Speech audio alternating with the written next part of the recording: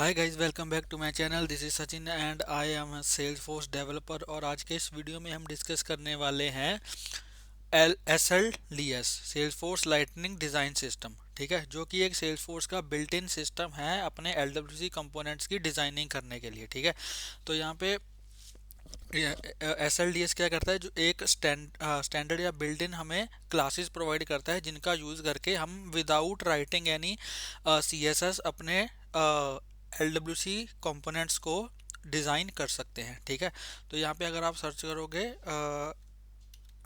S L D S Salesforce, ठीक है, तो यहाँ पे आप अगर इसको सर्च करोगे तो लाइटनिंग डिज़ाइन सिस्टम यहाँ पे जो सेल्सफोर्स की बिल्ट इन लाइब्रेरी है जिसका यूज़ करके हम अपने कंपोनेंट्स को जो है वो डिज़ाइन कर सकते हैं। ठीक है, जैसे कि हमने ये लास्ट वीडियो में हमने ये कंपोनेंट क्रिएट किया था। ठीक है, तो यहाँ पे आप देख सकते हो कि इसमें जो हमारी इनपुट है, ठीक है, इसमें कोई भी यहाँ पे स्पेसिंग नहीं है। और जो हमारा बटन है, ठीक है, यहाँ पे कोई स्पेसिंग नहीं है, बटन के ऊपर कोई डिज़ाइनिंग नहीं है, तो इसको हम डिज़ाइन कर सकते हैं। ठीक है, तो आज के इस वीडियो में मैं छोटे छोटे एग्जांपल लेके आपको बताऊंगा कि कैसे हम अपने एल डब्ल्यू सी कंपोनेंट को अच्छा डिज़ाइन दे सकते हैं by using lightning design system.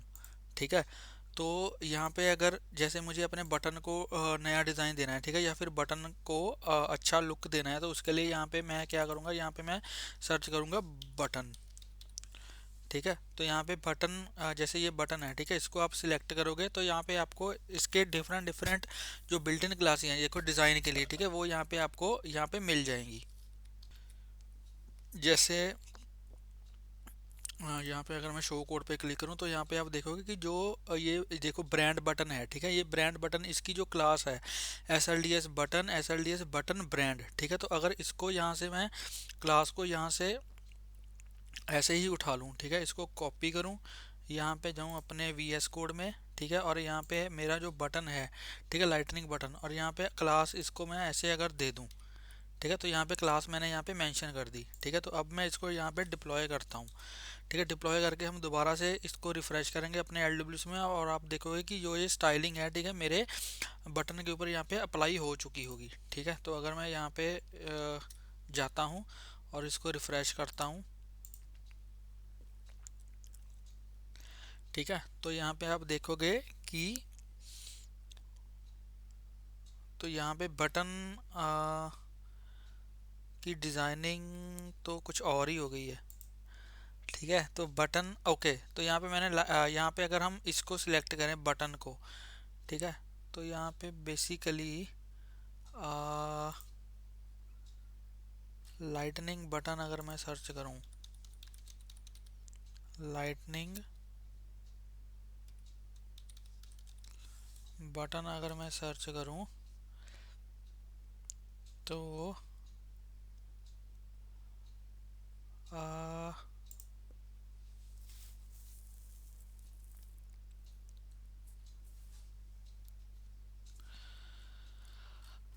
तो बेसिकली इसकी जो क्लास है, ठीक है, अगर मैं यहाँ से class S L D S button को यहाँ से हटा दूँ, ठीक है, इसको दोबारा से डिप्लॉय करूँ, S L D S button brand, तो मे बी शायद ये चेंज हो जाना चाहिए। अब दोबारा से अगर मैं इसको रिफ़्रेश करूं, क्योंकि हम वैसे तो लाइटनिंग बटन का तो ऑलरेडी यूज़ कर ही रहे हैं, तो क्लास बटन में भी शायद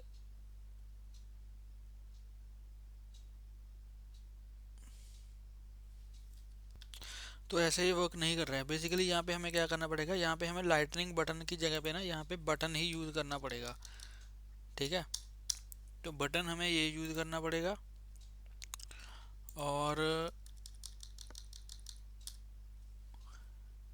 ठीक है, जो क्लास है इसकी, वो हमें वही पूरी क्लास ही यहाँ पे देनी पड़ेगी। ठीक है, तो यहाँ से अगर मैं इसको एक काम करता हूँ, कंट्रोल जी करता हूँ, S L D S button, और यहाँ पे जो लाइटनिंग है इसको यहाँ से मैं रिमूव कर देता हूँ।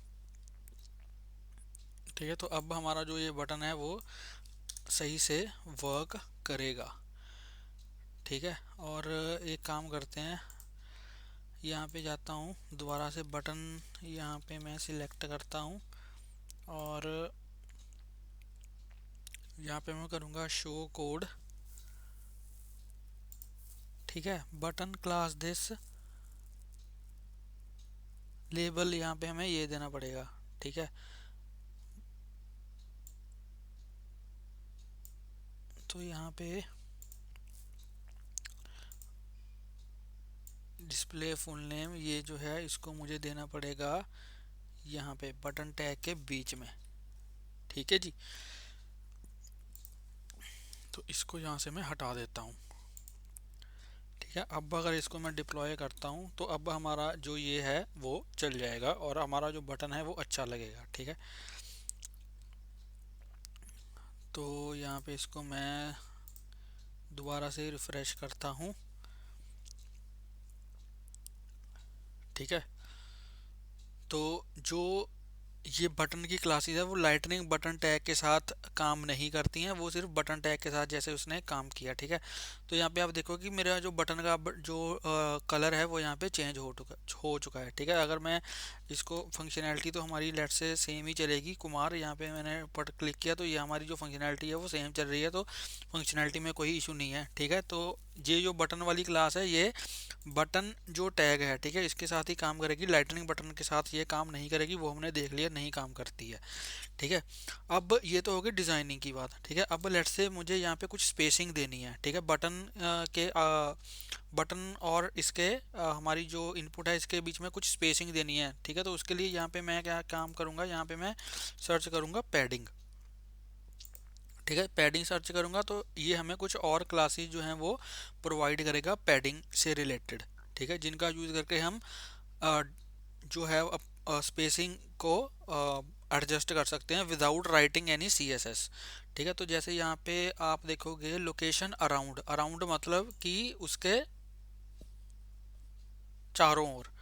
ठीक है, तो यहाँ पे देखो, यहाँ पे इसने दिखाया भी हुआ है यहाँ पे लोकेशन अराउंड, तो यहाँ पे इसने दिखाया भी हुआ है, देखो यहाँ पे छोटा सा गैप है। ठीक है, तो अगर हम ये padding around x x x small class का यूज़ करेंगे तो छोटी सी स्पेस आ जाएगी चारों तरफ। अगर मैं ज़्यादा बड़ी स्पेस देना चाहता हूँ, जैसे कि लेट से ये मैं ये स्पेस देना चाहता हूँ, ठीक है, तो इसके लिए यहाँ मैं ये क्लास यूज़ कर सकता हूँ S L D S P around large. ठीक है, तो अगर मैं इसको सिलेक्ट करता हूँ क्लास को, तो बेसिकली मैं इस क्लास को यूज़ करूँगा। ठीक है, और यहाँ पे हमारी जो क्लास है यहाँ पे मैं स्पेस डाल के इस क्लास को यहाँ पे पेस्ट कर दूंगा। अगर मैं इसको डिप्लॉय करूँगा तो अब हमारे जो बटन के चारों तरफ जो है वो एक स्पेस भी आ जाएगी। ठीक है, अब मैं चलता हूँ यहाँ पे इसको रिफ़्रेश करता हूँ तो अब यहाँ पे हमारे बटन के चारों ओर यहाँ पे थोड़ी स्पेस भी आ जानी चाहिए। बटन में तो स्पेस,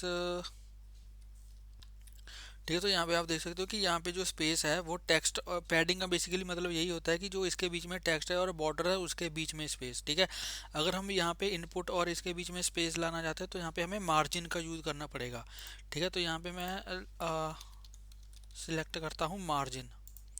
ठीक है, तो जैसे ही मैं मार्जिन सेलेक्ट करूँगा, पैडिंग का मतलब बेसिकली यही होता है कि जो इसके बीच में टेक्स्ट है और जो कंपोनेंट की बाउंड्रीज हैं, ठीक है, उसके बीच में जो स्पेस होगा उसको हम बोलते हैं पैडिंग।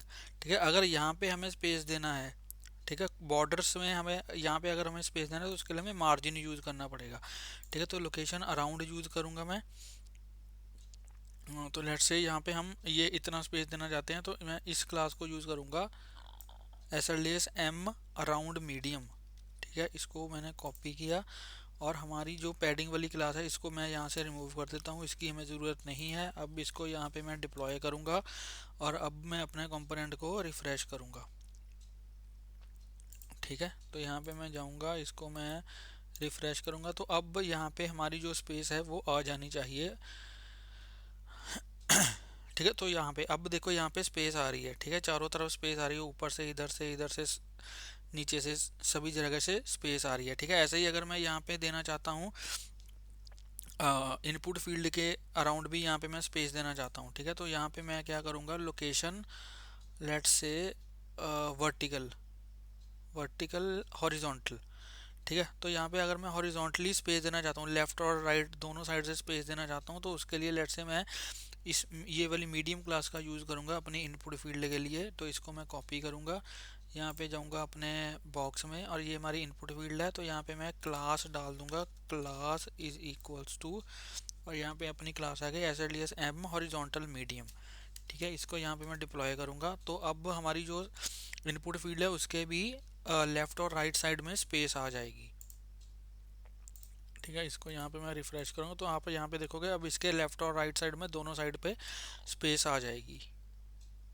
ठीक है, तो यहाँ पे देखो एक स्पेस आ चुकी है। ठीक है, तो अब ये हमारा थोड़ा अच्छा लग रहा है। ऐसे ही हम इसके अराउंड भी ये सेम चीज़ कर सकते हैं।